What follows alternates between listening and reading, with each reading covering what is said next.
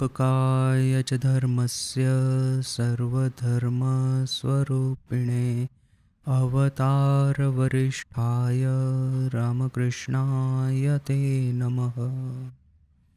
श्री माँ शारदा देवी का जीवन चरित्र स्वामी गंभीरानंद जी महाराज द्वारा लिखित भार समर्पण, इस चैप्टर का हम पाठ कर रहे थे। कल हमने देखा कि किस तरह से ठाकुर माँ को अपना जिम्मा लेने के लिए तैयार कर रहे हैं, किस तरह से श्री रामकृष्ण देव के पास में जो भक्त आते थे, जो ठाकुर ने भक्त मंडली का गठन किया था, इस भक्त मंडली को अभी भविष्य में कौन मार्गदर्शन देने वाला है, इस महत् कार्य के लिए माँ तैयार हो रही थी। माँ का एक स्वाभाविक एक लज्जा एक थी माँ के भीतर में, और वो स्त्री थी, और उस समय के जो नीति नियम थे उसके अनुसार स्त्रियों को तो समाज में ज़्यादा कोई स्थान होता नहीं है। तो माँ विरोध भी करती थी कि आप जो बोल रहे हैं कि मैं इस सब भक्तों का जिम्मा लूँ, किंतु मैं तो स्त्री हूँ, मैं क्या कर पाऊँगी। तब ठाकुर क्या कहते हैं कि मैंने जो किया है उससे कहीं गुना ज़्यादा तुमको करना होगा। तो ये जो हमारा वार्तालाप चल रहा था, महाराज जी गंभीरानंद जी महाराज इस चैप्टर में जो लिखे हैं, इसी में अभी हम आगे पढ़ते हैं। ये पैराग्राफ में से एक लाइन हमने ऑलरेडी पढ़ लिया है, मैं फिर से उसको रिपीट कर देता हूँ, फिर हम आगे जाएंगे। गंभीरानंद जी महाराज क्या लिखते हैं? शुद्धु स्वरूप स्मरण कराइया बा बाक्यो द्वारा भारार्पण कोरियाई ठाकुर निरस्तो होइते ना। ठाकुर सिर्फ स्वरूप स्मरण करवा करके या तो फिर शब्दों के द्वारा, वाक्यों के द्वारा भार अर्पण करके ही शांत नहीं होते थे। माँ को अपना सही स्वरूप क्या है वो याद करवा करके, यहाँ पे ये बात हमको ख्याल में रखनी है वैसे कि ठाकुर ने कई बार कहा है कि माँ को यदि अपना सही स्वरूप पता चल जाएगा तो यहाँ से वो सीधी वैकुंठ लोक में चली जाएगी। किंतु हमको यहाँ पे इस शब्द का, स्वरूप शब्द का ये अर्थ नहीं करके कि ठाकुर माँ को कहते थे कि हाँ अभी तुम्हारा ये स्वरूप है, ऐसा नहीं। माँ का रोल क्या है भविष्य में रामकृष्ण संघ में, माँ का कार्य क्या होने वाला है, माँ की महत्ता क्या होने वाली है, वो ठाकुर उनको स्मरण करवा देते थे। ठाकुर की वो सहधर्मिणी थी बोल करके ठाकुर के द्वारा जो जीवन कार्य प्रारंभ हुआ है उसी कार्य को तो माँ को आगे ले जाना होगा। तो ये जो रोल है, ये रोल ठाकुर माँ को याद करवा देते थे। और सिर्फ किंतु सिर्फ ये स्मरण करवा करके या तो फिर शब्दों के द्वारा ये कह के कि हाँ भविष्य में तुमको कितना ही जिम्मा लेना है, सिर्फ इसी से ठाकुर शांत नहीं होते थे। श्रीजुक्त शारदा प्रसन्नों के स्वामी त्रिगुणातीतानंद जी के मंत्र ग्रहणेर जन्य নহবতে श्री मायर निकट पाठाइबार काले তাহার বিশ্বাস उत्पादनार्थे तिनी बोलिया छिलेन। शारदा प्रसन्न महाराज अर्थात कि भविष्य के स्वामी त्रिगुणातीतानंद जी महाराज, तो ठाकुर ने उनको कहा था कि तुम नहबत में जाकर के माँ के पास में से मंत्र ग्रहण करो। तो ये मंत्र लेने के समय, नहबत में भेजने के समय उनको शारदा महाराज के हृदय में माँ के प्रति श्रद्धा जागृत हो, इसलिए ठाकुर ने क्या कहा था? अनंत राधार माया कहोने ना जाए, कोटि कृष्ण कोटि राम होए जाए रोय। अनंत राधा की माया, उसका हम वर्णन नहीं कर सकते हैं, वर्णनातीत है, वाक्यातीत है। कोटि कृष्ण कोटि राम, करोड़ करोड़ राम आएंगे जाएंगे रहेंगे, होए जाए रहे, होंगे जाएंगे और रहेंगे, किंतु अनंत राधार माया, अनंत राधा की अनंत माया कहोने ना जाए, उसको आप कह नहीं सकते हैं, शब्दों के द्वारा व्यक्त नहीं कर सकते हैं। जो ये हम लोग इंडियन सेजिस, जो भारत में जो प्रवचन दिया था स्वामी जी ने, उसमें हमने वो स्वामी जी का वो जो स्टार्टलिंग स्टेटमेंट पढ़ा था, देखा था कि स्वामी जी कहते हैं कि को राम, राम कौन है, सीता के भीतर में ही तो आध्यात्मिक शक्ति का सर्वोच्च निधि, माने सर्वश्रेष्ठ निधि विद्यमान है। तो उस समय हमको लगता था कि ये शायद स्वामी जी ने अपने मन से यह सब बनाया होगा, या तो फिर माँ को देख कर के उनको ऐसा लगा होगा, शायद ठाकुर का कोई अलग मत होगा। किंतु देखिए कि ठाकुर इसी तरह के शब्दों में माँ की महिमा का वर्णन करते हैं कि अनंत राधा की माया, उसको आप शब्दों में व्यक्त नहीं कर सकते हैं। दूसरी ओर कोटि कृष्ण कोटि राम, करोड़ करोड़ कृष्ण और राम होंगे, आए रहेंगे और जाएंगे, किंतु अनंत राधा की जो अनंत माया है, उसकी जो गंभीरता और गहनता है, शायद राम और कृष्ण भी इनको उनके जो अंतरस्थल में स्पर्श नहीं कर पाएंगे। उसकी जो गंभीरता कितनी है उसका उनको अंदाज नहीं आ पाएगा। श्री श्री माता ठाकुराणी निश्चयी शे दिन समीपा गो तो शारदा के दिखा देन नहीं। माँ ने निश्चय उस दिन उनके पास में दीक्षा लेने के लिए आए हुए शारदा महाराज को दीक्षा नहीं दी थी। कारण तीनी स्वमुखे बोलिया छिलेन। उसका कारण है, माँ ने अपने खुद के शब्दों में ये कहा था, स्वामी योगानंद ताहार प्रथम मंत्र शिष्य। स्वामी योगानंद ही थे उनके प्रथम मंत्र शिष्य। शारदा महाराजेर भ्राता श्रीजुक्त आशुतोष मित्र अवश्य बोलें जे तीनी मायेरई निकट मंत्र दीक्षा प्राप्त होइया छिलेन। किंतु आशुतोष मित्र अर्थात कि शारदा महाराज के भाई, उन्होंने अवश्य कहा था कि शारदा महाराज ही माँ के पास में उन्होंने माँ के पास में ही मंत्र दीक्षा प्राप्त की थी। किंतु कब की थी, पहले कौन था, ये अभी पता नहीं। जो भी है, खूब संभवतः इहा परवर्ती घटना हो सकता है, पूरी संभावना है कि शारदा महाराज ने माँ के पास में जो दीक्षा ग्रहण की, वो योगानंद जी महाराज को जो माँ ने दीक्षा दी, इसके बाद की घटना है। সে যাহা হোক, वो जो भी है, আমরা আপাতত এই বিষয়টি মায়ের দিক হইতে অনুধাবন না করিয়া ঠাকুরের দিক হইতেই করিতেছি। इस क्षण हम इस घटना का विवरण माँ की दृष्टि से नहीं दे करके ठाकुर की दृष्टि से ही कर रहे हैं। ठाकुर ने शारदा महाराज को माँ के पास में भेजा था। अभी माँ ने उनको दीक्षा दी नहीं दी वो हमको पता नहीं है, किंतु ये पक्का पता है कि शारदा महाराज माँ के पास में अवश्य दीक्षा की प्रार्थना लेकर के गए थे। अभी ये भी हमको पता है, आशुतोष मित्र शारदा महाराज के भाई, उन्होंने ये पक्के पाए, हमने एकदम पक्का कहा है हमको कि शारदा महाराज माँ के ही शिष्य थे। तो ये घटना शायद योगानंद महाराज को दीक्षा देने के बाद में हुई होगी। जो भी है, भक्तवृद्धिर संगे संगे श्री माয়ের যখন রুটি করা, পান সাজা ইত্যাদি কাজে শারীরিক শ্রম খুবই বাড়িয়াছে, ঠিক সেই সময়ে শ্রীযুক্ত লাটু स्वामी अद्भुतानंदजी दक्षिणेश्वरे आशिया बास करिते लागिलेन।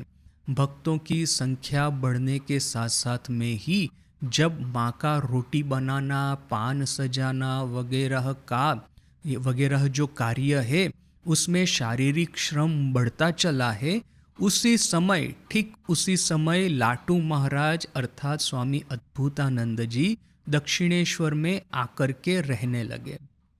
लाटू महाराज की कहानी तो हमको पता है कि वो जब ठाकुर को, अभी क्या था कि रामचंद्र दत्त उनके सेवक थे, उनके नौकर थे ये लाटू। तो फिर रामचंद्र को फिर ठाकुर के पास में बीच बीच में ये मिठाई है, फल है वगैरह उनके पास में भेजना रहता था।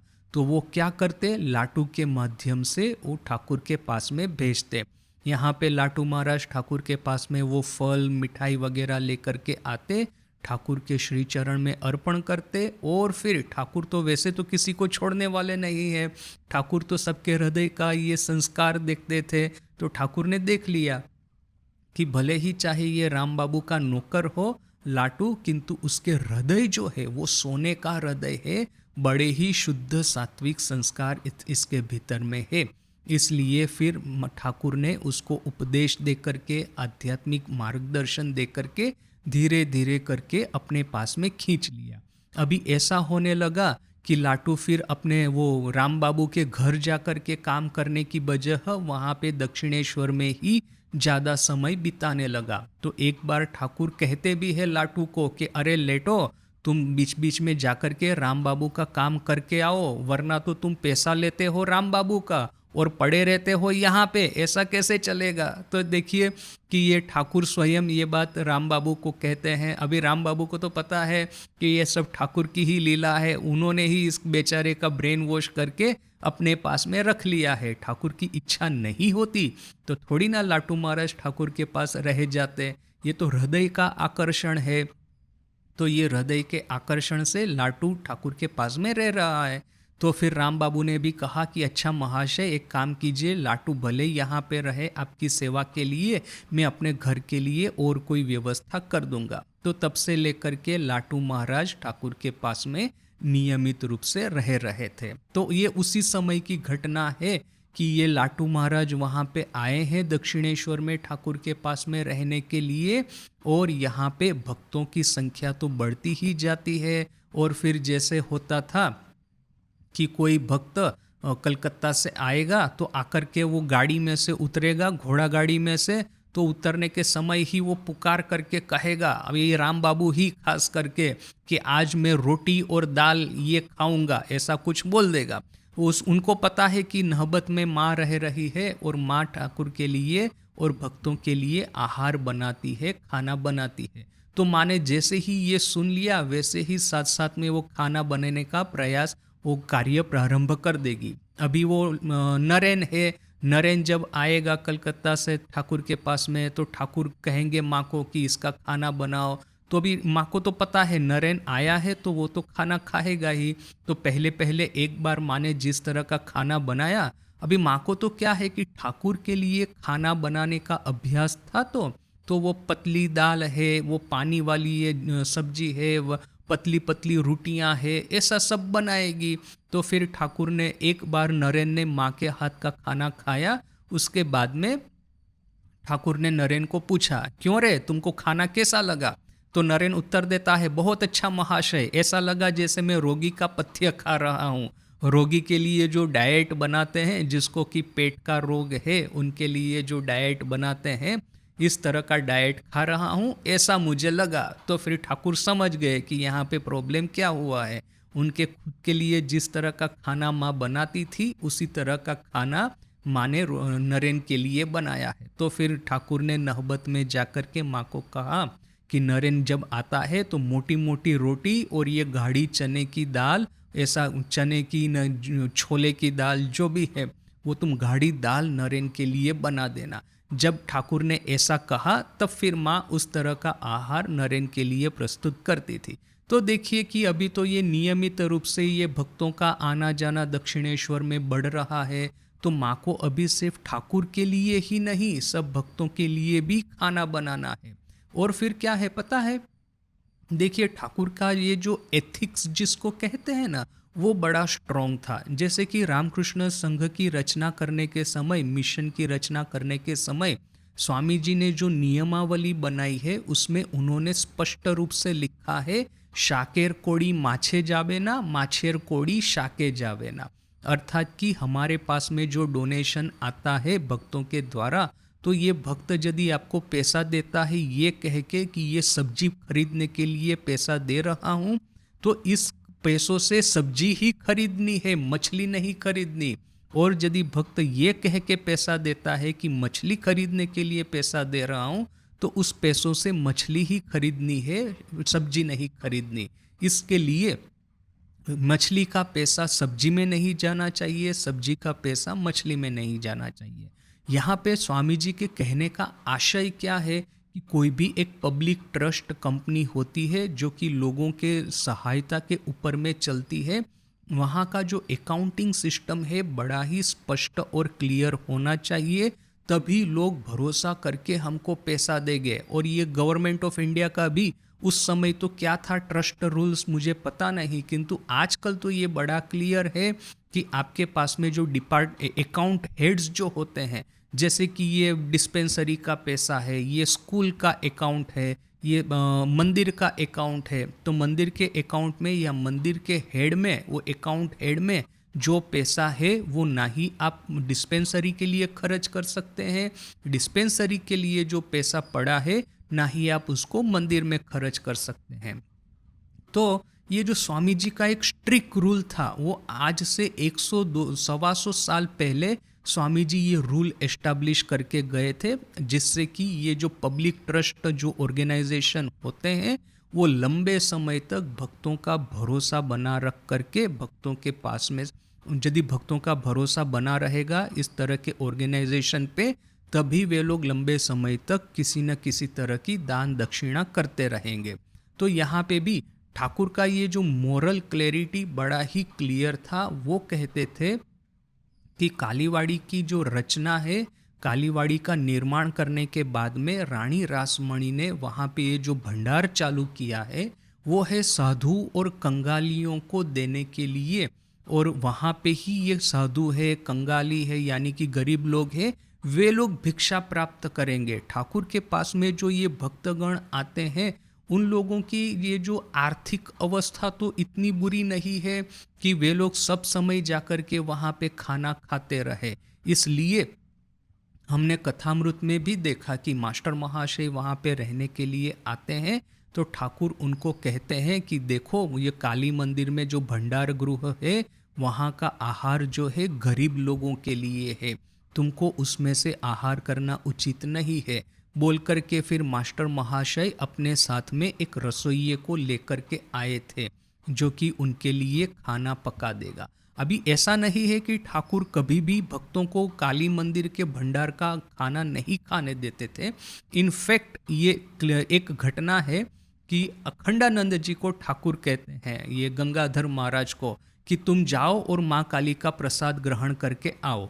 अभी ये क्या था पता है, इस तरह से जब ठाकुर कहते थे तो उसका एक पार्टिकुलर लॉजिक रहता था। जैसे कि ये अखंडानंद जी महाराज उस समय बहुत ज़्यादा तपस्या करते थे। वो मने स्नान कितनी बार करेंगे, सर में तेल नहीं डालेंगे, फिर ये हरितकी खाते रहेंगे, प्राणायाम करते रहेंगे। ये जो बाल ब्रह्मचारियों को जो तपस्या करनी है उसका कुछ ज़्यादा ही माने वो बढ़ा चढ़ा करके वो तपस्या करते थे।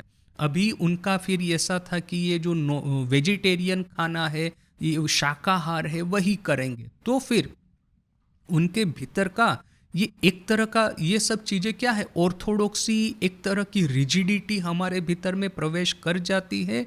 तो वो फिर हमें जो ये स्पिरिचुअल जो वाइड स्पेक्ट्रम है, रिचनेस जो है, उसको एक्सप्लोर नहीं करने देता। दूसरा कि एक गुप्त अहंकार आकर के खड़ा रह जाता है कि हाँ मैं तपस्या कर रहा हूँ, मैं इस तरह से सर पे तेल नहीं डालता, मैं इस तरह से दिन भर हरी तकी खाता हूँ, मैं इतनी बार स्नान करता हूँ, मैं ये मांसाहार नहीं करता। ऐसा बोल करके एक गुप्त अहंकार आ जाएगा और फिर दूसरे लोग जब यह सब करते होंगे तो उनके ऊपर में एक तरह की घृणा आ जाएगी। तो ये जो फेनेटिसिज्म गंगाधर महाराज में न आ जाए, इसलिए ठाकुर ने उनको एक बार कहा कि तुम जाओ काली मंदिर में जाकर के माँ काली का प्रसाद खा करके आओ।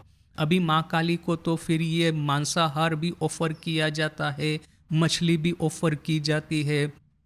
तो गंगाधर महाराज सोचने लगे कि ठाकुर मुझे विष्णु घर में भी जाकर के प्रसाद लेने को कह सकते थे। वहाँ पे भगवान विष्णु राधाकांत का मंदिर था जिनको कि ये शाकाहार ऑफर किया जाता था। उनको ये मांसाहार वैष्णव प्रथा के अनुसार भगवान विष्णु को ये मांसाहार नहीं दिया जाएगा। तो ठाकुर यदि मुझे कहना चाहते थे, ठाकुर यदि ये चाहते थे कि मैं यहाँ का प्रसाद ग्रहण करूँ, तो वो तो ऐसा भी कह सकते थे कि मैं विष्णु घर में जो भगवान विष्णु को जो ऑफर किया हुआ प्रसाद है मैं वो ग्रहण करूं। किंतु ऐसा नहीं करके फिर मुझे ऐसा क्यों कहा कि मैं माँ काली का प्रसाद खाऊं।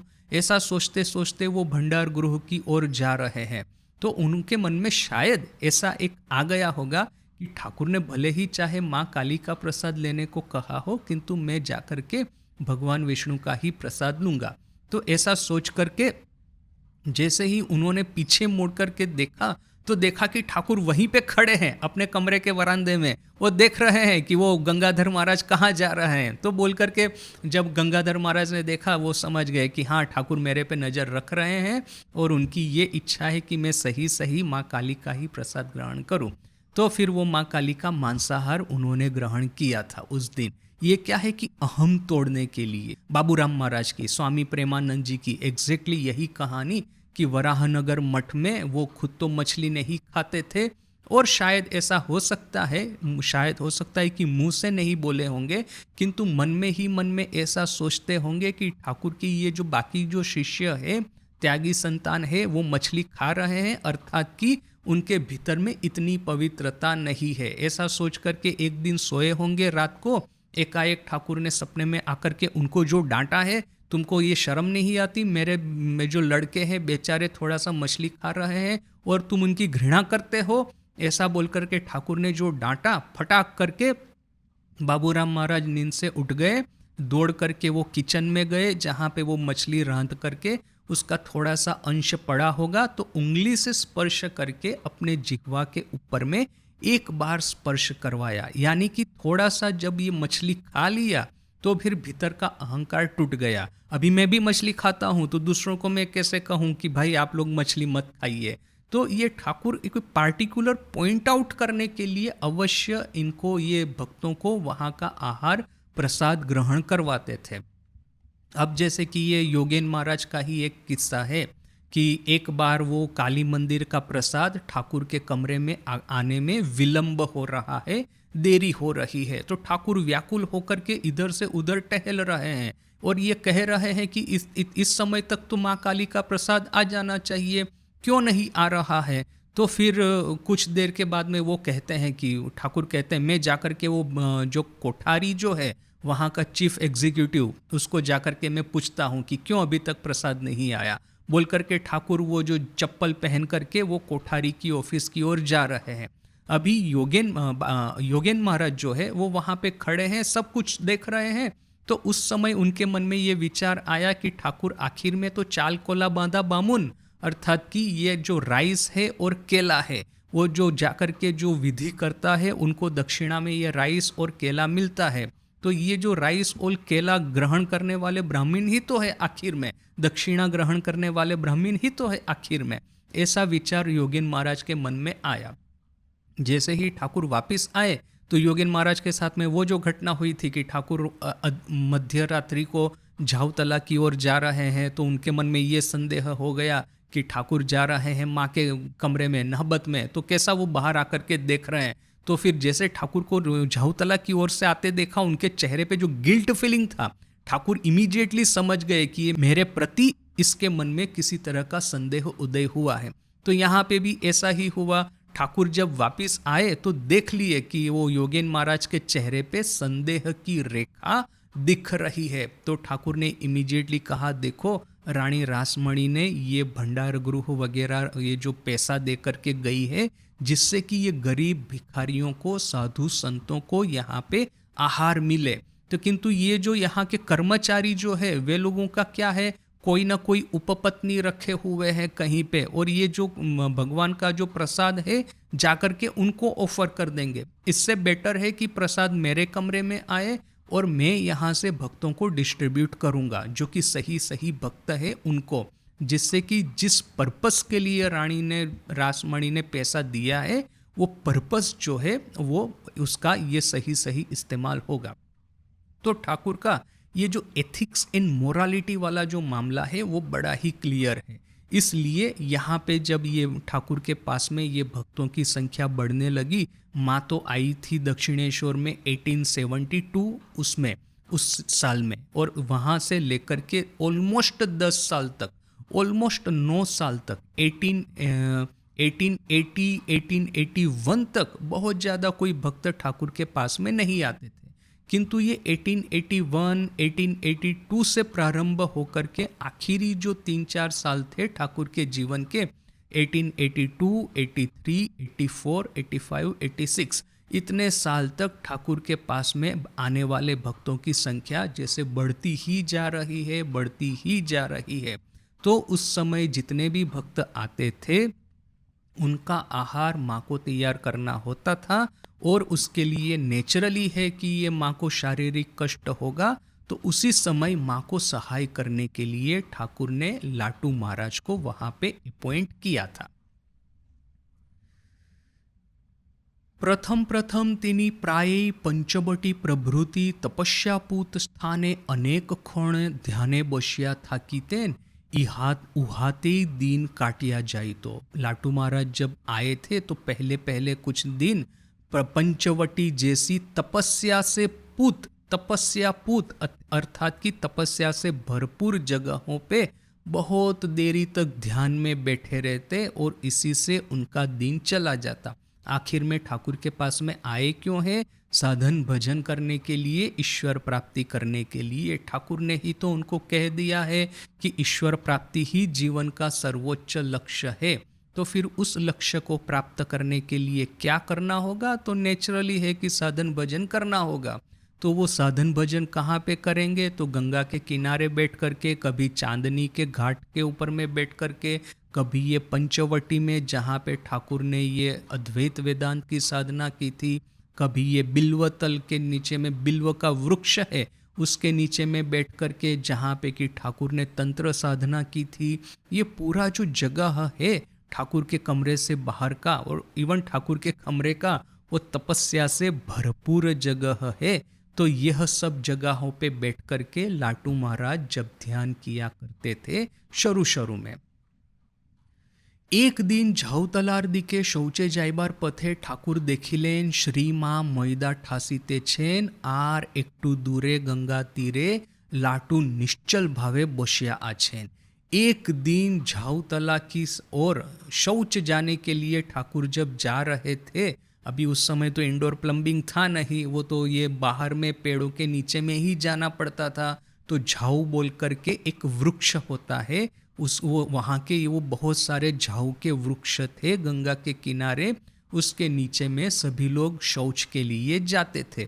तो ठाकुर भी उस समय झाऊ तला अर्थात कि उसके नीचे का भाग, तो ये झाऊ तला की ओर शौच के लिए जा रहे थे। उस समय उन्होंने देखा कि लाटू महाराज गंगा के किनारे स्थिर होकर के ध्यान कर रहे हैं, और फिर देखा कि माँ जो है मैदा ठासीते छेन अर्थात कि ये जो लुची बनाने के लिए, पूरी बनाने के लिए, मैदे की जो पूरी होती है उसको बनाने के लिए आटा तैयार कर रही है, आटा प्रस्तुत कर रही है। अभी स्त्रियों को तो पता ही होगा, सभी बहनों को पता ही होगा कि रोटी या तो फिर ये पूरी बनाने के लिए जब आटा बनाया जाता है तो उसके लिए कितना मेहनत लगता है। आपको आटे में पानी डाल करके उसको बार बार उसको प्रेस करना पड़ता है, स्क्वीज करना पड़ता है, तब कहीं जाकर के एक पेस्ट की तरह आटा तैयार होता है। मुझे याद है कि मेरे घर में माँ भी मेरी इस तरह से आटा बनाती थी। फिर एक बार हमने एक नया एक वो जो होता है ना घंटी जिसको कहते हैं, एक ये आटा पीसने वाला एक आता है मशीन, वो हमने नया परचेस किया था। तो उसमें ये भी फीचर था कि आप उसमें आप ये जो रोटी बनाने के लिए जो आटा बनता है, आटे में पानी डाल करके जो पेस्ट बनाया जाता है वो उसमें डाल करके आप बना सकते हैं। तो कुछ दिन तक मेरी माँ ने इस तरह से उसमें ये रोटी का आटा बनाने का प्रयास किया था। किंतु देखिए कि ये जो आटा बनाने का जो प्रोसेस है उसमें क्या है कि ये जो आटे के भीतर में पानी और ऑयल थोड़ा सा वो डाल करके बार बार उसको ये स्क्वीज करना पड़ता है, ट्विस्ट करना पड़ता है, ऐसा करना पड़ता है। आप जितना जोर उसमें डालेंगे, जितना लंबे समय तक उसको करेंगे, उतना ही रोटी स्मूथ होगा और उतना ही रोटी फूलेगा और उतना ही रोटी का टेस्ट अच्छा होगा। जो अच्छी गृहिणी होती है, जिनका कि हाथों का खाना अच्छा बनता है, उनका ये सिद्ध हस्त होता है कि कितने समय, कौन से समय कितना पानी डाला जाए, कौन से समय कितना ऑयल डाला जाए, ये पूरा आर्ट है। आप ये जो मशीन में एक साथ में सब डाल करके मशीन चला देंगे और मशीन ऐसे गोल गोल घूमेगा और वो पेस्ट बना देगा, वो पेस्ट से जो रोटी बनेगी उसका टेस्ट, जो एक सही माँ जो होती है वो जो इस तरह से आटा बनाती है, रोटी का पेस्ट जो बनाती है, उसमें कहीं डिफरेंस होगा।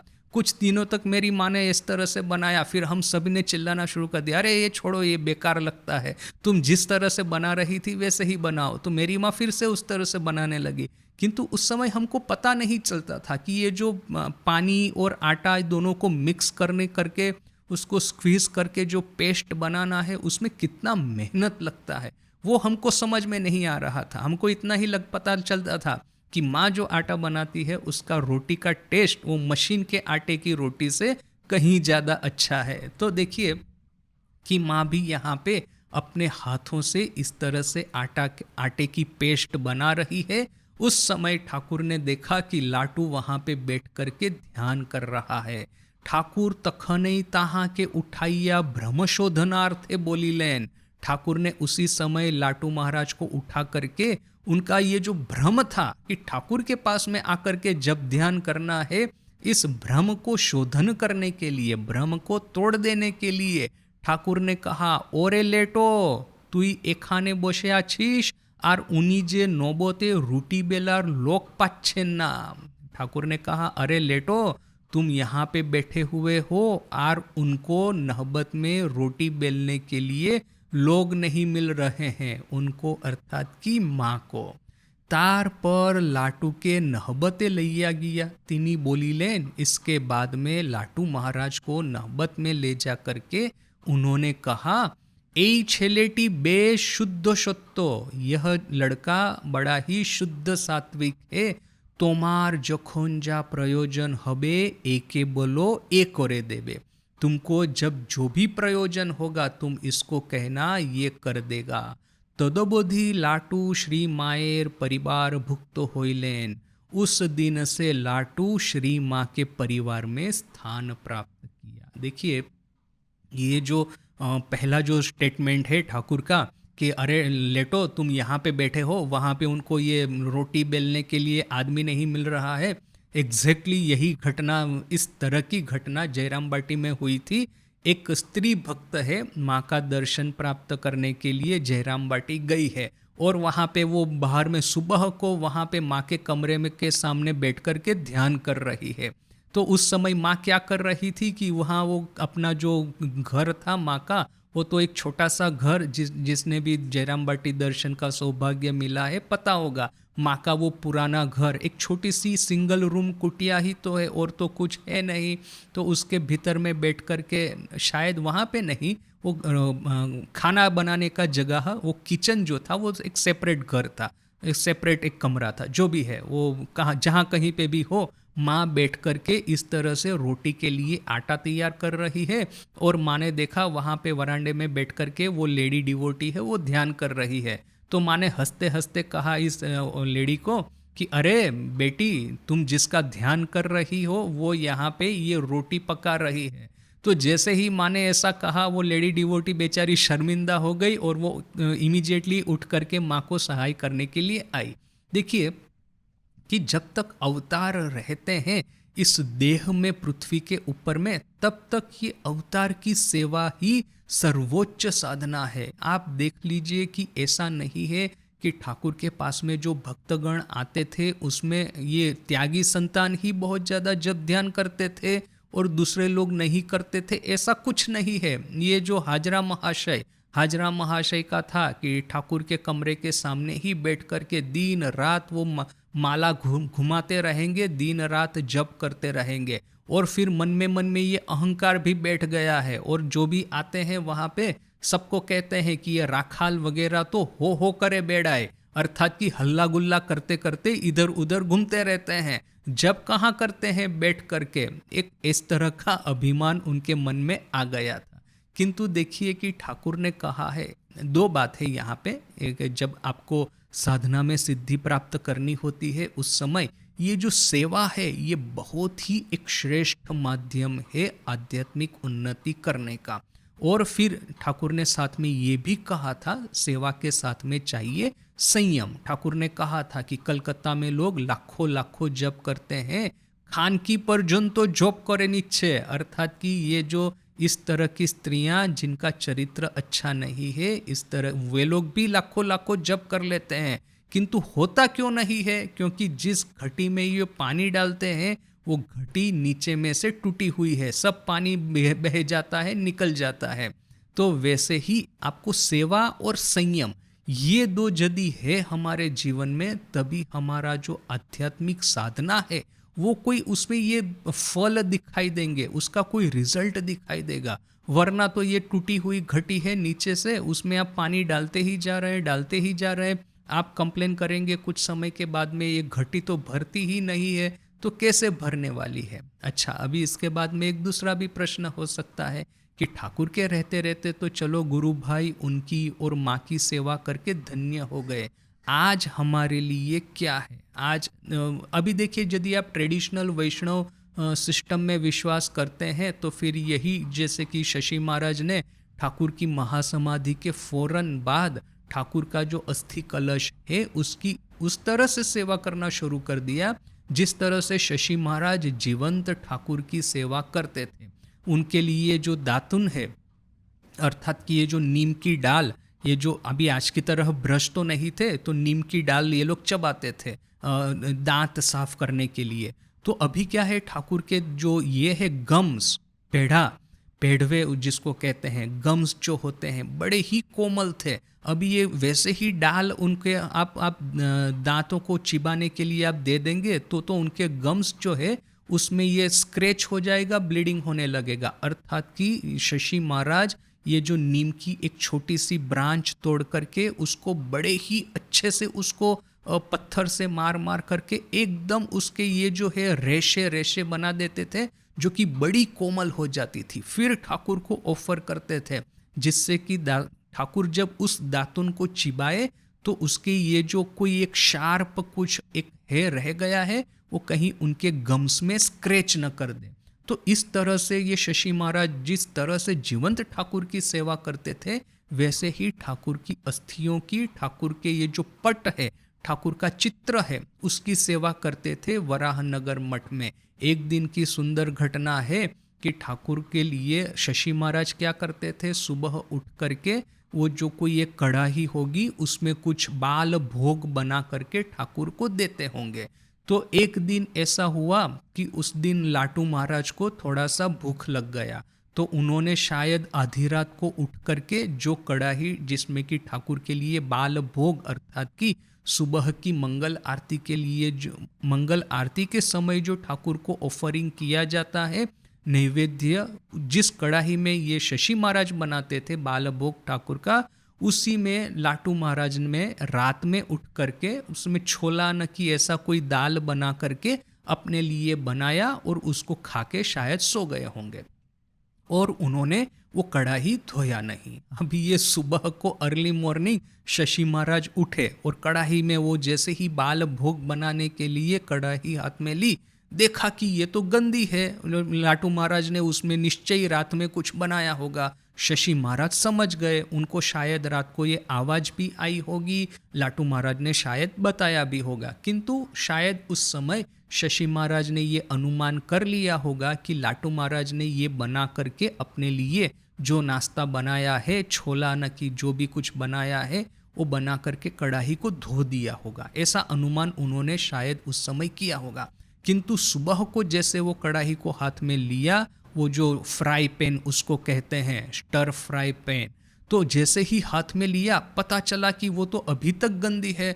तो ये देख करके, और शशि महाराज का तो ऐसा था ना, ठाकुर की सेवा एग्जैक्टली टाइम पे होनी चाहिए, एग्जैक्टली उसी एग्जैक्ट माने जो एक सिस्टम होती है, सिस्टम में थोड़ा सा भी इधर उधर होगा तो नहीं चलेगा। जैसे ठाकुर जब जीवंत थे, ठाकुर को तो कैंसर हो गया था, उनको कितनी माने ये सावधानी पूर्वक उनकी सेवा करनी पड़ती थी। तो उसी सावधानी पूर्वक ठाकुर की अस्थियां और ठाकुर के जो पट है, ठाकुर का फोटो है, उसकी करनी है, क्योंकि जीवंत ठाकुर वहां पे विराजमान है, प्राण प्रतिष्ठा हुई है बोल करके उसी तरह से सेवा होनी चाहिए। तो ये देख करके कि कढ़ाई अभी तक गंदी है, अभी ये उसको कढ़ाई को धोएंगे फिर उसमें बाल भोग बनाएंगे, तो हो सकता है कि कुछ मिनट देरी हो जाए ठाकुर को बाल भोग ऑफर करने के लिए। यह देख करके, यह सोच करके शशि महाराज ऐसे नाराज हो गए, और शशि महाराज का टेम्पर भी बहुत ज़्यादा था, और जब खास करके ठाकुर की सेवा में कोई विघ्न आएगा तो फिर शशि महाराज बिल्कुल सहन नहीं कर पाते थे। उन्होंने फिर लाटू महाराज को जो गाली देना शुरू किया, जो डांटना शुरू किया, कि लाटू महाराज पहले तो थोड़े घबरा गए, फिर नाराज हो गए, फिर कंप्लेन करके कहते हैं भाई तुम मुझे इस तरह से डांटोगे तो मैं माँ को लेटर लिखता हूँ, मैं माँ को बता दूंगा कि माँ शशि भाई मुझे इस तरह से डांटते हैं। तो देखिए कि एक तो है कि इन दोनों में आपस में कितना प्रेम है। लाटू महाराज भी तो वो तो कम नहीं थे, वो भी तो पहलवान जैसे थे, वो सामने में वो भी चिल्ला सकते थे, मारामारी भी कर सकते थे, किंतु जब अपना भाई किस कारण की वजह से हमको डांट रहा है तो वो सुन लेना है। और किंतु कंप्लेन यदि करनी है तो सीधी माँ को करनी है। जैसे वो माँ के पास में वो बच्चे आते हैं ना दौड़ करके, अभी खेल रहे हैं, अभी खेलते खेलते झगड़ा हो गया तो सीधा माँ के पास में दौड़ करके गए। एक भाई कहेगा अपने दूसरे भाई के बारे में, माँ इसने मुझे धक्का मारा, तो वो दूसरा भाई कहेगा माँ इसने मेरे बाल खींचे। तो अभी ये दोनों भाई झगड़ रहे हैं, भाई बहन झगड़ रहे हैं, तो माँ फिर कैसे आपस में सुलह करवाती है। तो ऐसा गुरु भाइयों में था कि आपस में यदि झगड़ा होगा तो सीधा माँ के पास जाके कंप्लेन करेंगे। किंतु यहाँ पे ये एक बात देखिए कि वो एक ट्रेडिशन जो है कि सेवा करके सिद्धि प्राप्त करना, वो एक वैष्णव ट्रेडिशन भी है जो कि हमारे ऑर्डर में बिल्कुल प्रारंभ से चली आ रही थी। और सेवा का अर्थ अपने गुरु भाई इसी को कहते थे कि हाँ, ठाकुर की जिस तरह से सेवा करते थे वैसी ही सेवा जिस मूर्ति में या जिस फोटोग्राफ में ठाकुर की प्राण प्रतिष्ठा हुई है उसी की सेवा इसी तरह से की जाए तो आपको फिर सिद्धि मिलेगी। किंतु फिर स्वामी जी है कि स्वामी जी का जो एक एक्सपांडेड विजन था, इस वजह से उन्होंने ये कहा कि यदि ये कहते हैं कि सभी के भीतर में ईश्वर है, सभी सर्वभूत के भीतर में आप ब्रह्म दर्शन करते हैं, तो ये गरीब नारायण है, दरिद्र नारायण है, चंडाल नारायण है, मूर्ख नारायण है, इन लोगों की आप सेवा कीजिए और इतनी ही सावचेती पूर्वक, इतनी ही श्रद्धा पूर्वक कीजिए जितनी की श्रद्धा पूर्वक, सावधानी पूर्वक गुरु भाई ठाकुर की सेवा करते थे। और उससे देखिए कि आपको अपने आध्यात्मिक जीवन में कितना बुष्ट मिलता है, आपका आध्यात्मिक प्रगति कितना आगे बढ़ जाता है। तो ये जो पूरा एक है यहाँ पे कि यहाँ पे ठाकुर ने लाटू महाराज को अपॉइंट किया माँ शारदा देवी के पास में उनकी रोटी बनाने के लिए, आहार वगैरह बनाने में मदद करने के लिए।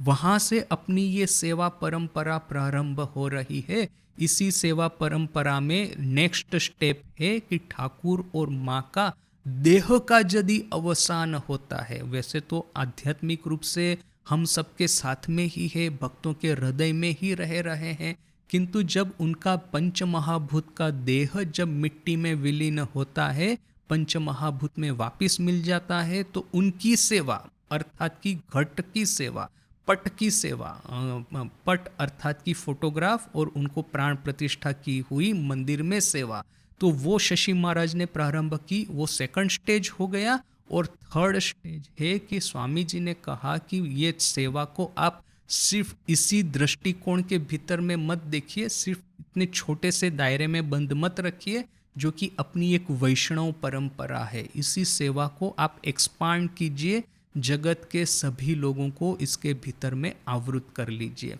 तो इस घटना से ये पूरी घटना परंपरा भविष्य की प्रारंभ होती है।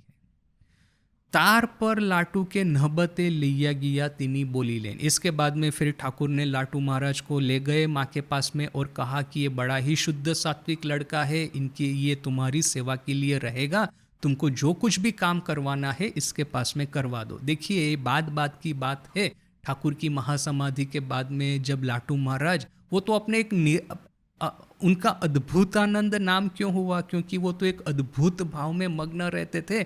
निराला जिनको कहते हैं हिंदी में, वो निराले थे। वो कब कहाँ पे चले जाएंगे, कब किस भाव में रहेंगे, कहना मुश्किल है। स्वामी जी ने बेलूर मठ की स्थापना की, नियम बनाया कि सबको जब सुबह का घंटी पड़ता है सबको ये मंगल आरती में उपस्थित रहना है, फिर मंदिर में बैठ कर के जब ध्यान करना है, उसके बाद में जब घंटी पड़ता है तो खाने के लिए आना है। उस समय लाटू महाराज ने क्या कहा था कि भाई ये घंटी पड़ेगी तुम्हारी और फिर मैं ध्यान करूं, ऐसा नहीं होने वाला है।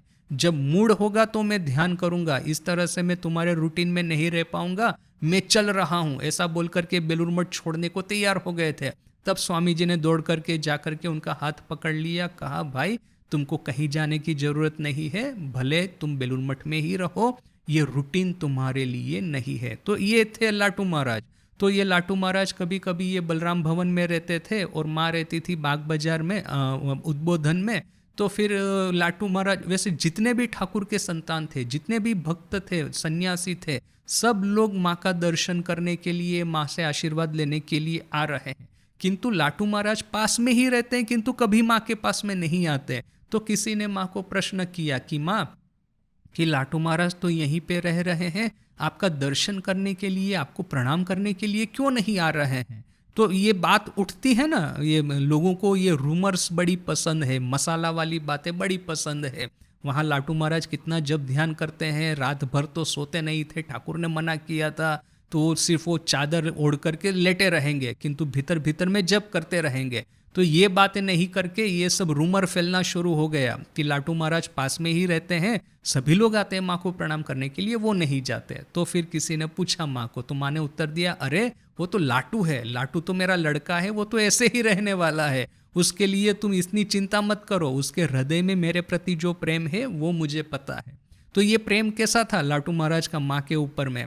एक बार काशी की ही बात है, काशी में एक डिवोटी ने, लेडी डिवोटी ने शायद ठीक किया कि वो दुर्गा पूजा करेगी, और फिर दुर्गा पूजा में आमंत्रण देने के लिए बेलूर मठ से, वहाँ से, इधर उधर से जो साधुओं को आमंत्रण दिया जाता है, तो उसमें चीफ गेस्ट के रूप में न जो भी है राजा महाराज को उन्होंने आमंत्रण देने का ठीक किया, राजा महाराज को निमंत्रण भेजा। यहाँ पे लाटू महाराज भी वहाँ पे रह रहे हैं। तो लाटू महाराज ने जैसे ही सुना कि ये लेडी डिवोटी दुर्गा पूजा तो कर रही है, किंतु माँ को आमंत्रण नहीं करके राजा महाराज को, स्वामी ब्रह्मानंद जी को इनवाइट कर रही है। अभी राजा महाराज तो कोई ऐसे वैसे तो नहीं है, रामकृष्ण संघ के प्रेसिडेंट थे, तो और ठाकुर के मानस पुत्र है, उनको भी इनवाइट करना, वो भी आए आपकी दुर्गा पूजा में, कितना बड़ा सद्भाग्य है। किंतु लाटू महाराज के मन में ऐसा था कि इतना महत्वपूर्ण फंक्शन जब आप अपने घर में कर रहे हैं, तो आपको ये उचित है कि अपने संघ में जो सर्वोच्च आध्यात्मिक शक्ति है उनको सबसे पहले इनवाइट करें। और वो कौन है? तो वो है श्री श्री माँ। तो माँ को इनवाइट नहीं करके राजा महाराज को कर रहे हैं। तो ये बात सुन करके लाटू महाराज को थोड़ा नाराजगी हो गई लाटू महाराज के मन में उस लेडी डिवोटी के प्रति। तो फिर वो अपने अपने साथ में ही कुछ न कुछ बोलते जा रहे हैं कि देखो कि माँ को नहीं बुला करके राजा महाराज को बुला रहे हैं, ऐसा ऐसा। फिर एक दिन हुआ ऐसा, जब दुर्गा पूजा हुई प्रारंभ, उस समय देखा गया कि पहले तो शायद राजा महाराज ने इनविटेशन स्वीकार कर लिया था, किंतु जब जाने का समय आया काशी, कुछ काम आ गया कि सेहत कुछ हो गई, उसमें कुछ प्रॉब्लम कि राजा महाराज नहीं आ पाए। तो ठीक है, दुर्गा पूजा तो हुई, किंतु उसमें नहीं राजा महाराज उपस्थित थे, नहीं माँ उपस्थित थी। तो लाटू महाराज को लगा कि ठीक ही हुआ, ऐसा ही होना चाहिए, माँ को नहीं बुला करके राजा महाराज को इनवाइट करते हो, ऐसा ही होना चाहिए। राजा महाराज भी नहीं आए, माँ भी नहीं आई, ठीक है, अभी ये तो पर्व यहाँ पे समाप्त हुआ। एक दिन इस दुर्गा पूजा समाप्त होने के कुछ ही दिनों के बाद में ये लेडी डिवोटी ने ठीक किया कि लाटू महाराज का आशीर्वाद लेने के लिए जाना है। तो वो सुबोधानंद जी महाराज को साथ में लेकर के लाटू महाराज का दर्शन करने के लिए आई। तो यहाँ पे लाटू महाराज को पता चल गया कि वो लेडी डिवोटी आ रही है मेरा दर्शन करने के लिए। अभी उनकी लेडी डिवोटी के प्रति स्नेह था, ये डिवोटी का लाटू महाराज के प्रति श्रद्धा थी, इसके बावजूद लाटू महाराज के माइंड में फिट हो गया है कि इन्होंने माँ को इनवाइट नहीं किया। तो ये नाराजगी के मारे उन्होंने क्या किया, जैसे ही सुबोधानंद जी और लेडी डिवोटी अपने उनके कमरे में प्रवेश किया, उसी समय वो ये चादर ओढ़ करके लेट गए और ऐसा दिखा रहे जैसे कि वो सोए हुए हैं। तो अभी ये दोनों ने सोचा लाटू महाराज सो रहे हैं तो कहाँ उनकी नींद में विघ्न डाले, थोड़ा सा वेट कर लेते हैं। तो वे लोग वेट कर रहे हैं। लाटू महाराज खड़े ही नहीं हो रहे हैं, वो राह देख रहे हैं कि जब तक ये लोग जाएंगे नहीं तब तक मैं खड़ा नहीं होऊंगा। क्यों? क्योंकि उस डिवोटी के साथ में बात करने की उनकी कोई इच्छा नहीं। तो सही में वही हुआ, बहुत देरी तक अपेक्षा करने के बाद में फिर ये दोनों चले गए, लेडी डिवोटी और सुबोधानंद जी। तब कहीं जाकर के लाटू महाराज फिर बैठ करके खड़े हुए। तो ये देखिए कि उनकी माँ के ऊपर में कितनी भक्ति थी। कभी कभी वो विचित्र आचरण करते थे जिससे कि लोगों को ये गोसिप करने का मसाला मिल जाता था, किंतु उनके हृदय में माँ के प्रति जो श्रद्धा थी वो अवर्णनीय थी, शब्द से परे थी। अच्छा, इसके बाद का जो प्रसंग है इसको अभी हम नेक्स्ट क्लास में लेंगे। ओम शांति शांति शांति। हरि ओम तत्सत। श्री राम कृष्णार्पणमस्तु।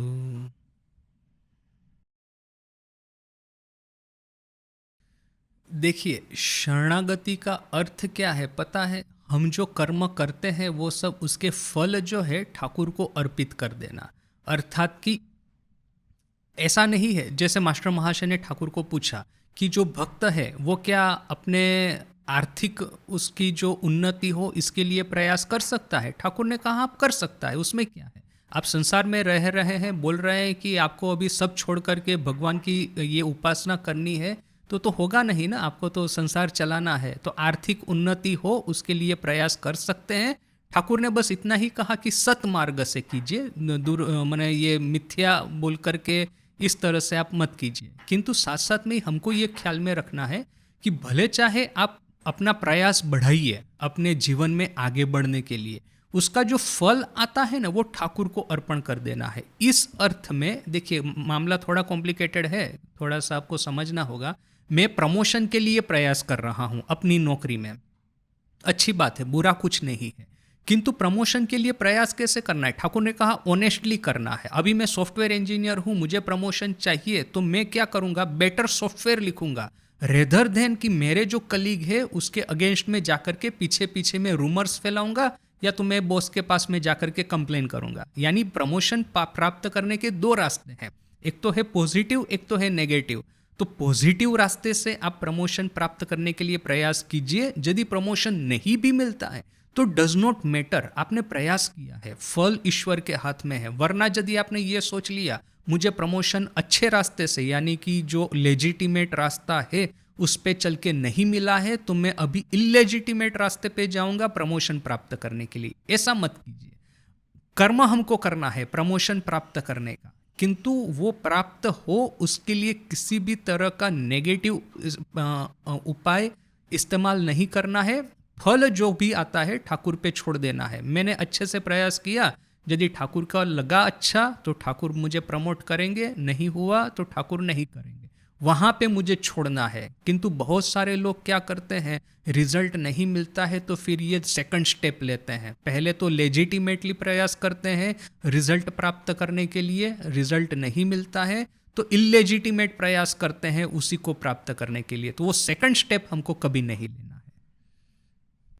कंट्रीब्यूशन के ऊपर में ये डिपेंड नहीं करता, संस्कार के ऊपर डिपेंड करता है। राजा महाराज के संस्कार इतने पवित्र थे। देखिए मैंने ये थोड़ा सा समझने वाली बात है, यदि आप ये कहेंगे कि खोका महाराज है कि लाटू महाराज है जो कि बाल ब्रह्मचारी थे, वो इनको कि उन्होंने जीव कोटि में रखा है और फिर राजा महाराज को रखा है ईश्वर कोटि में। अभी राजा महाराज विवाहित भी थे, एक लड़का भी हुआ था। आप प्रश्न कर सकते हैं कि किसका संस्कार बेटर है, किंतु क्या है कि हृदय तो ठाकुर ही देख पाते हैं, बाहर से तो हम जज नहीं कर पाएंगे। जिसका संस्कार सबसे ज़्यादा शुद्ध है वो ईश्वर कोटि है। किंतु यहाँ पे मामला खत्म नहीं होता है। शिवानंद जी महाराज का वो फेमस स्टेटमेंट है, तपस्या करके आप अपने संस्कार को शुद्ध कर सकते हैं। शिवानंद जी ने कहा कि हम लोग को ठाकुर ने ईश्वर कोटि बना दिया है।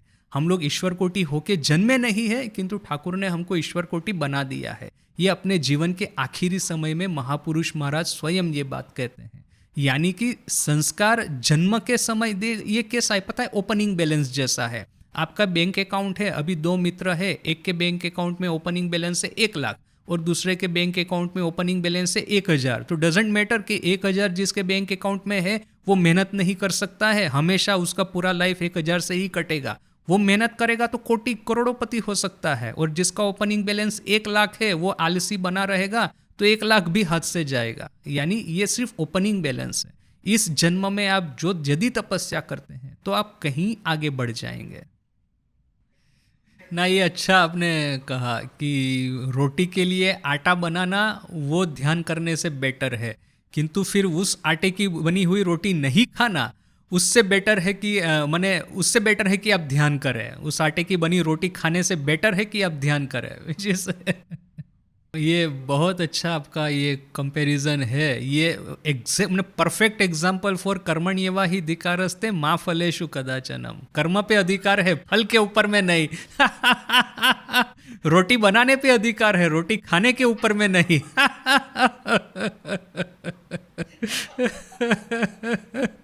नहीं, इसीलिए भगवान कृष्ण कहते हैं कि मैंने जो किया है वो मत करो, मैं जो कहता हूं वो करो, क्योंकि उनके जैसा करने को जाएंगे तो खींच जाएंगे हम लोग।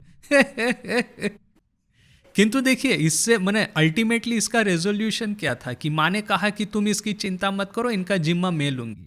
यानी कि हो सकता है कि ठाकुर ने एक ऐसा मायाजाल खड़ा किया है। मैंने ठाकुर के वे तो मूर्ख तो नहीं थे, मतलब भोले भाले नहीं थे जितने वो दिखते हैं।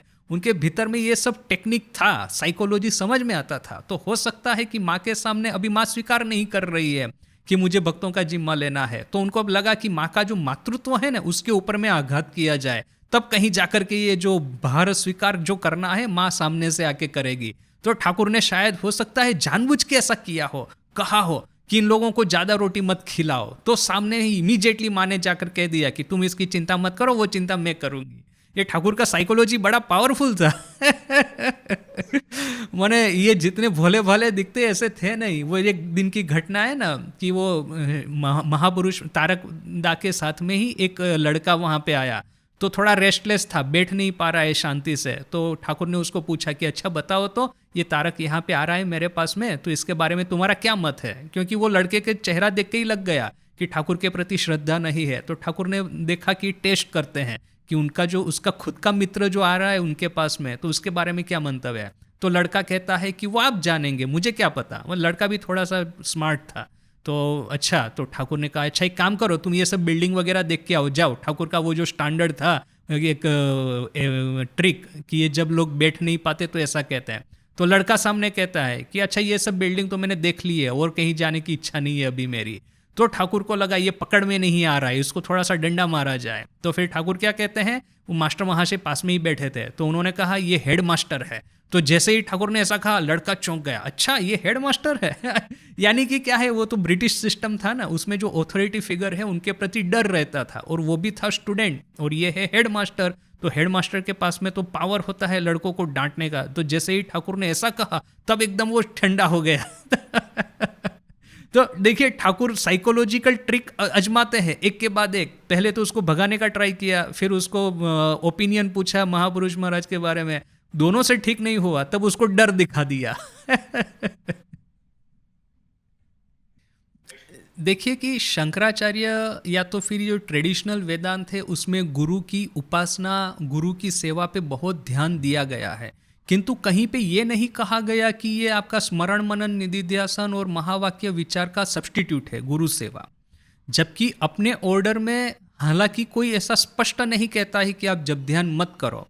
लाटू को उठाया तो इसका ये अर्थ नहीं कि लाटू को एकदम मना ही कर दिया कि कभी जब ध्यान मत करना, ऐसा भी तो नहीं है। लाटू महाराज ने अनेक जब ध्यान उस समय भी किया था, बाद में भी किया, किंतु यदि एक अंडरलाइंग आप देखें, अंडरकरंट यदि आप देखेंगे ना, तो बड़ा स्पष्ट दिखता है कि ये अवतार की सेवा ही, गुरु की सेवा ही सर्वश्रेष्ठ साधना है, एकदम क्लियर दिखता है।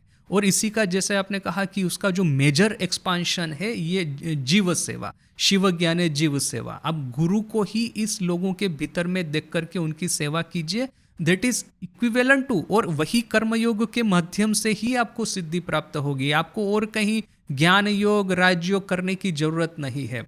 तो दिस इज ए यूनिक, आप कहेंगे कि डेवलपमेंट बाय अवर ऑर्डर ना। ऑलरेडी ये फेमिनिस्ट लोग कह रहे हैं कि ठाकुर ने माँ की अवगणना की थी, ऐसा लिखने वाले बहुत है। फेमिनिज्म।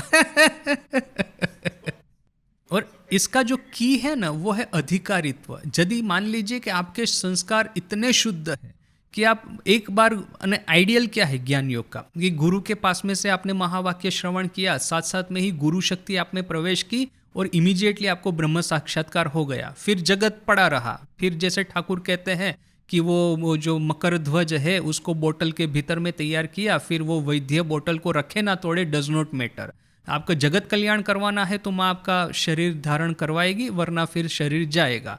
तो महावाक्य श्रवण जैसे ही सिद्ध गुरु के पास में से किया, वैसे ही शुद्ध संस्कार मती जो शिष्य है उसको वो साक्षात्कार हो गया। यहाँ पे प्रॉब्लम कहाँ से स्टार्ट होता है कि नो डाउट ठाकुर के शिष्य कोई सामान्य तो थे नहीं, किंतु फिर भी यदि 100% शुद्ध भक्तों को लेकर के ठाकुर आते तो फिर लीला नहीं होती ना, हमको सिखाने के लिए कुछ मिलता नहीं। ये महामाया ने माया का एक अंश इनके भीतर में रख दिया है, तमस और रजस का, जिससे कि इनको हमारी तरह मेहनत करनी पड़े और ठाकुर उनको सिखाए और जिससे कि हम लोग सीखें। तो ये संस्कार शुद्ध करने के लिए ये सब बहुत कुछ किया जाता है।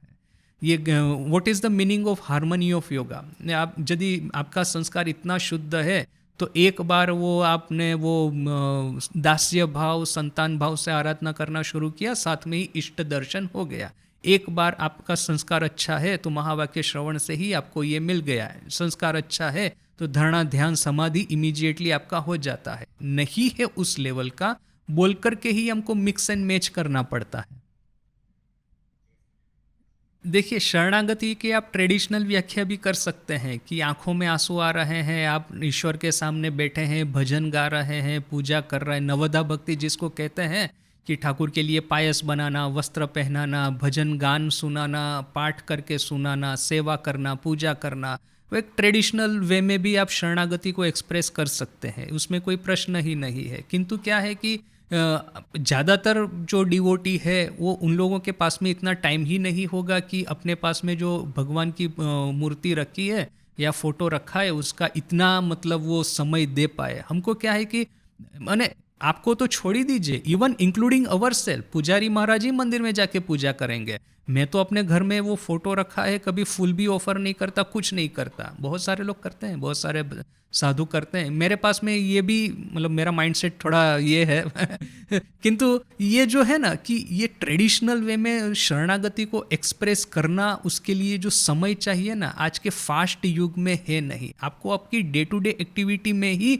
इसको खोजना होगा। और इसीलिए जो ठाकुर कहते हैं, वो जो हमने वो कन्वर्जेशंस विथ स्वामी तुरानंद पढ़ा था, you can meditate with your eyes closed end you can meditate with your eyes open. तो हम प्रश्न करेंगे कि आंख खुल करके किस तरह का ध्यान कर सकते हैं। So these are the practices. Day to day activity में ध्यान को यानी कि स्पिरिचुअल प्रैक्टिस को बुन लेना है, जिससे कि आपका डे जो है, देखिए ये भी तो मुश्किल है। ऐसा नहीं है कि हम रिजल्ट को फट करके अर्पण कर देंगे। आज आपको मार्केटिंग का काम दिया गया, आप कहीं जा कर के ट्रैवल करके कस्टमर्स के साथ में बात करके अपनी प्रोडक्ट सेल करने का प्रयास करते हैं।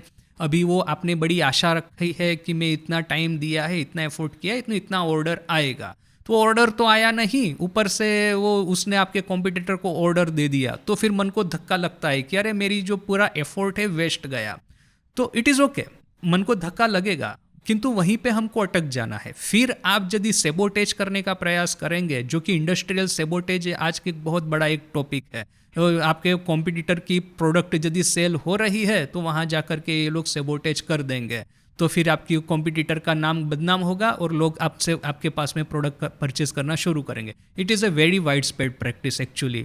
तो क्या है कि वो स्टेप फिर हमको नहीं लेना है। हमने जा कर के मेहनत करके प्रोडक्ट सेल करने का प्रयास कर दिया, बट फिर वहीं पे हमको रुक जाना है। एक्सपेक्टेशन रखना है, एम्बिशन रखना है। ठाकुर माँ स्वामी जी ऐसा कभी नहीं कहेंगे कि आप अपने जीवन में एम्बिशन न रखिए। एक ठाकुर की ही एम्बिशन थी कि मुझे भक्तों का राजा होना है। स्वामी जी की एम्बिशन थी कि जिस तरह से भगवान बुद्ध ने पूर्व में मैसेज फैलाया है आध्यात्मिकता का, मुझे पश्चिम में फैलाना है। एम्बिशन न हो, एक्सपेक्टेशन न हो तो मनुष्य जीवन ही संभव नहीं है। हम लोग जो साधना भी करते हैं तो हमारी एक्सपेक्टेशन रहती है कि साधना का फल कभी ना कभी मिलेगा। जो नहीं करना है कि मैंने गलत रास्ते से अपनी एम्बिशन को साधन करने का प्रयास नहीं करना है। लेजिटिमेट रास्ते से जो हो सके वो करना है।